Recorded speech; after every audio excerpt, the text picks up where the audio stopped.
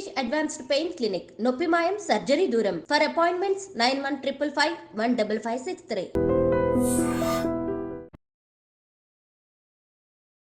అయితే స్వామీజీ ఇప్పుడు ఒక విషయానికి వస్తే చాలామంది మన హిందూ ధర్మం గురించి, ఆలయాల గురించి, భగవంతుడి గురించి చాలా హేళన చేసి మాట్లాడుతూ ఉంటారు.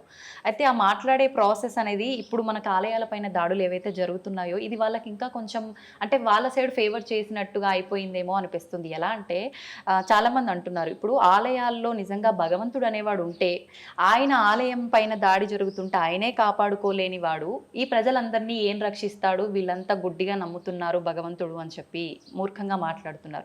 దాని గురించి మీరేం చెప్తారు? భగవంతుడు దేవాలయంలో ఉండి దేవాలయాన్ని కాపాడుకోలేనంత అసమర్థుడు కాడు, అంత చేతగాని వాడు కాడు.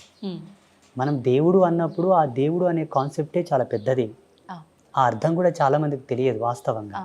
భగవత్ తత్వం ఏంటి, భగవత్ యొక్క శక్తి ఏంటి అనేది కూడా చాలా మంది దాన్ని ఫీల్ అవ్వలేకపోతారు. భావన మాత్రమే అందరూ తృప్తి పడుతుంటారు, ఆనందపడుతుంటారే తప్ప ఆ రుచి చాలా మందికి తెలియదు.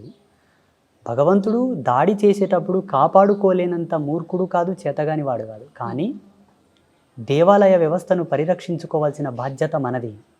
దేవాలయం అనే కాన్సెప్ట్ మన కొరకు ఇచ్చాడు దేవుడు. భగవంతుడు సర్వాంతర్యామి, ఈశ్వరుడు ఎప్పుడైనాను నిర్గుణుడు, నిరాకారుడు. సగుణ రూపంలోకి మనం తెచ్చాం. అంటే మనం ఒక ఆధారంగా ఒక దేవాలయ వ్యవస్థ, అందులో గర్భగృహం నందు భగవత్ ప్రతిష్ట, ఆ ప్రతిష్టలో కొన్ని టెక్నికల్ ఇన్స్ట్రుమెంట్స్ వాడడం అనేది కూడా మనం నిర్మించుకున్నది. అదొక భావనాత్రయం కోసం నిర్మింపబడినటువంటి వ్యవస్థ. మనము నిర్మించాము కాబట్టి కాపాడుకోవాల్సిన బాధ్యత మనదే. ఉదాహరణకి అందరికి అర్థం అవ్వాలంటే మన శరీరంలో ఇన్ని అవయవాలు ఉన్నాయి. ఉదాహరణకి చేతి ఉంది, మన శరీరంలో ఉన్నదే కదా చేతి కూడా ఒకటి పార్టే కదా. ఈ చేతు సడన్గా పడిపోతుంది, మన శరీరంలో ఉంది, మన చెయ్యి పడిపోతుంది కానీ ఎత్తలేము. మన చెయ్యే కదా, ఎందుకు ఎత్తలేము మనం? దానికి ఆ శక్తి అనేది లేదు, కోల్పోతుంది. ఈ పార్ట్, ఈ అవయవం మొత్తం శక్తిని కోల్పోవడం వల్ల, చైతన్యం కోల్పోవడం ద్వారా ఇది పని చేయకుండా పడిపోతుంది. మిగతా అవయవాలు పనిచేస్తాయి. భగవంతుడు సర్వంతర్యామినిగా ఉన్నప్పటికీ ఈ హక్కును మనకు వదిలేస్తాడు, కాపాడుకోరా నీకు అవసరమైతే అని. నీ యొక్క శక్తిని, నీ సృజనాత్మకమైన ధర్మాన్ని నేను చూడాలంటే నువ్వు కాపాడు. ఆ బాధ్యత మనది, దేవుడిది కాదు. కానీ మనం కాపాడలేకపోతున్నామనే చెప్పాలి ఒక రకంగా. కాపాడలేకపోలేనటువంటి దుస్థితి మనకు రావడానికి గల కారణం ఏంటంటే మన వాళ్ళందరూ ధర్మాన్ని మడతపెట్టి పక్కన పెట్టేశారు. ఎందుకంటారు? ఆలయ వ్యవస్థ అనేది ఒక అద్భుతమైన రూపకల్పన. వాస్తవంగా ఇంతటి డిజైనబుల్, ఇంతటి విజనరిటీ అనేది వేరే రిలీజియన్స్లో లేదు, మన దాంట్లో ఉంది. కారణం ఏంటంటే మన ఋషులు అంతా కూడా దీన్ని ఎకనామికల్ సర్క్యులేషన్ కింద తీసుకొచ్చారు. ఒక దేవాలయ వ్యవస్థలో ఆల్ క్యాస్టిజం అంటే అన్ని కులాల వాళ్ళు, అన్ని వర్గాల వాళ్ళు లాభం పొందడానికి ఒక ఫ్యాక్టరిజం అది. చాలా డెప్త్గా మన వాళ్ళు గుజుగూర్చారు వాటిని. చూడమది రోజు దేవాలయంలో పురోహితులకు జీతభత్యాలు వస్తుంటాయి.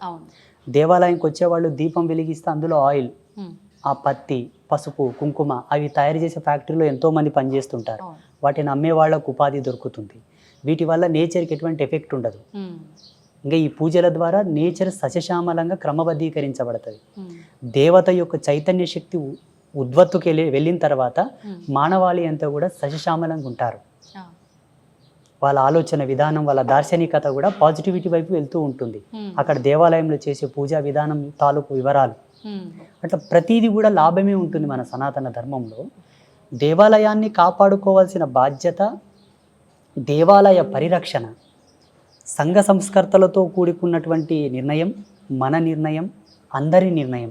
ఇది దేవుడికి వదిలివేయకూడదు. వదిలివేయడం కూడా మూర్ఖత్వం. ఎందుకో నాకు చాలా చిన్నగా అనిపిస్తుంది, దేవుడు కాపాడుకోలేదా, దేవుడు కాపాడుకోలేడా అంటే. అనంత శక్తిని ఈ తుచ్చమైన దాడితో పోల్చకూడదు అనుకుంటాను నేను.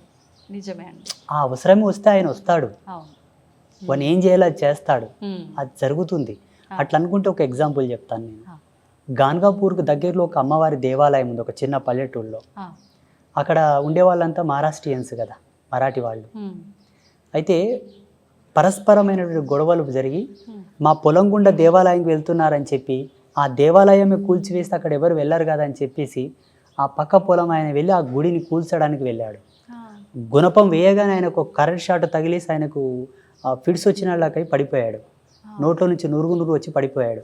హాస్పిటల్ తీసుకెళ్లే లోపు ఆయన చనిపోయాడు. అక్కడ షాక్ సర్క్యూట్ ఏమైనా జరిగిందేమో అని చెప్పేసి టెస్టులు చేశారు, కానీ అక్కడ కరెంటే లేదు. అడవి, చేళ్ల పొలాల మధ్యలో ఉండే ఒక అడవి. మరి ఎలా జరిగిందయ్యా అనేది ఇంతవరకు ఎవరు అర్థం కాలేదు. ఇంకా అర్థం కాకపోవడానికి ఏముంది స్వామీజీ, అక్కడ భగవత్ శక్తి. అప్పటి నుంచి ఆ దేవాలయానికి వెళ్ళే వాళ్ళ సంఖ్య పెరిగింది, పూజల సంఖ్య పెరిగింది, అక్కడ జాతరలే జరగడం మొదలుపెట్టాయి. ఇప్పుడు ఇలా చాలా జరుగుతున్నాయి. మనం ఒకటి గ్రహించాల్సింది ఏంటంటే, ఆలయ వ్యవస్థను సద్ధర్మానుసారంగా నిర్మిస్తున్నారా? అంటే ఆచారం ప్రకారం భగవంతుడు ప్రాణహితముతో ప్రాణ చైతన్య శక్తితో అక్కడ ప్రతిష్ఠించబడుతున్నాడా? It's point. ఎన్ని మంత్రోక్త సంయుక్తంగా దేవుని కూర్చోబెట్టాలి, ఏ పద్ధతితో కూర్చోబెట్టాలని ఆగమాది పద్ధతులతో పూజలు చేసి ప్రతిష్ఠిస్తున్నారా? ఏదో వాళ్ళకు తోచిన పంచోపచార షోడశోపచార పూజలు చేసి ప్రతిష్ఠిస్తున్నారు అన్నది కూడా పాయింటే. రూపమాత్రకంగా దేవాలయము దేవుడు, కానీ అసలైన పద్ధతితో కనుక దైవ స్థాపన జరిగితే మనం టచ్ చేయడానికి కూడా భయపడాల్సిన అవసరం వస్తుంది. అంటే మనం స్థాపించేటప్పుడు చేసే ఆ సాంప్రదాయాలు పద్ధతుల ప్రకారమే అక్కడ శక్తి కొలువై ఉంటుంది 100%. మళ్ళీ స్వయంభూ దేవాలయాలకు అది అవసరం లేదు. వాళ్ళకుగా వాళ్ళు ఉద్భవించి ఉంటారు కాబట్టి ఆటోమేటిక్గా అక్కడ పవర్ ఉంటుంది. అయితే స్వామీజీ, ఇప్పుడు చాలామంది మనం భగవంతుడు అంతటా ఉన్నాడు అనుకున్నప్పుడు దేవాలయాలకి వెళ్ళటానికి కూడా ఇంట్రెస్ట్ లేకుండా చాలామంది క్షేత్రాల విషయానికి వస్తే మాత్రం ఖచ్చితంగా సంవత్సరంలో 1-2 వెళ్ళటానికి ఇష్టపడుతూ ఉంటారు. ఎందుకని? ఎక్కడైనా భగవంతుడే కదా, అక్కడికి వెళ్ళాలన్న ఆసక్తి ఎందుకు చూపుతారంటారు?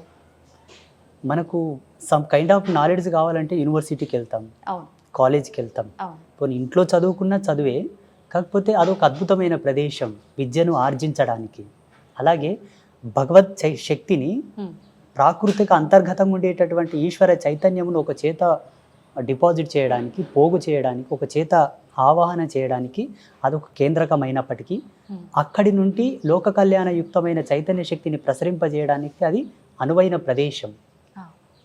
ఇంకొక పద్ధతులు చెప్పాలంటే, మన ఇళ్ళలో కూర్చొని జపతపాదులు చేసుకోవచ్చు, ఇంట్లో పూజా గదిలో కూడా పూజలు చేసుకోవచ్చు. ఇది పుణ్యమే, పురుషార్థమే. ఇంతకన్నా మించిన శక్తి మనకి ఏదైనా అవసరం అనుకుంటే దేవాలయానికి వెళ్ళాలి. సమ్ ఎనర్జీ లెవెల్స్ అవి. దేవాలయంలో స్వచ్ఛత ఉంటుంది, పరిపూర్ణత ఉంటుంది, పవిత్రత ఉంటుంది, నిత్య శుద్ధ సంభానం ఉంటుంది. అక్కడ నిత్య శుద్ధ సంభానం అంటే భగవంతునికి అంత శాస్త్రోక్తిగా పూజలు జరుగుతూ ఉంటాయి అక్కడ. ఉదాహరణకు చెప్పాలంటే అక్కడ మరణ సంకేతాలు ఉండవు, సావు సమృత అనేది అక్కడ ఉండదు, డెలివరీస్ అక్కడ జరగవు, శౌచం అనేది అక్కడ ఉండదు. అది స్థాపించినప్పటి నుండి భూమి అంతమయ్యే వరకు అక్కడ పవిత్రతనే ఉంటుంది. కాబట్టి దేవాలయ దర్శనం ఆత్మ దర్శనంతో సమానం. ఇప్పుడు లైవ్లో మనం సోల్ని బయటికి తీసి మాట్లాడలేము కదా, ఆత్మతో సంభాషించలేము కదా. దేవాలయ దర్శనం ఆత్మ సంభాషణ సంయుక్తం. భగవంతుడికి మనకు మధ్యలోన లైవ్లో మనం దేవునితో మాట్లాడినట్టుగా అక్కడ మనకు సిగ్నల్ ఉంటుంది. ఇంట్లో మనకు అది దొరకదు, ఎంత ప్రయత్నించినా దొరకదు. తప్పకుండా దేవాలయ దర్శనం చేస్తే మనకు ఒకసారి పరీక్ష చేసుకున్నట్టు లెక్క. ఆత్మ విమర్శ అనుకోండి, ఆత్మ పరీక్ష అనుకోండి, కానీ తప్పకుండా దేవాలయ దర్శనం చేయాలి. మరొక మంచి ఎపిసోడ్లో ఇంకా కొన్ని విషయాలు మీతో మాట్లాడాలని ఆశిస్తున్నాను. ధన్యవాదాలండి. ఐ డ్రీమ్ మీడియా ప్రేక్షకులకందరికీ ఒక సన్యాసిగా, ఒక బ్రహ్మచారిగా మా యొక్క ఆశీస్సులు.